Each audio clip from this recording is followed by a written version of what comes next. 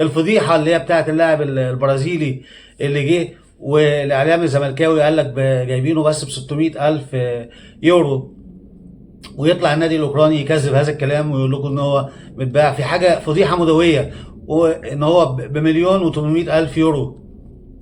والفضيحه في حاجه واحده، انتوا تجيبوا ان شاء الله يكون ب 3 مليون، شايفينه كده ما فيش مشكله، انما ان انتوا تكذبوا عشان تطبلوا لجون ادوارد في توليه لشؤون الكره في الزمالك، ان احنا بص جامدين ازاي ونجيب لعيب جامد وجناح برازيلي ب 3 جنيه. ده ما حصلش وكده، وشكلكم وحش قوي. فيطلع كابتن خالد الغندور بيمتعض ويقول لك ما حدش بلغ من الاداره او قال من الاداره رسمي ان هو سعره 600 الف يورو. طب ما دي كلها الميديا الزملكاويه بناء على مصادر موثوق منها من الزمالك هي اللي قالت ان هو جايب 600 الف يورو.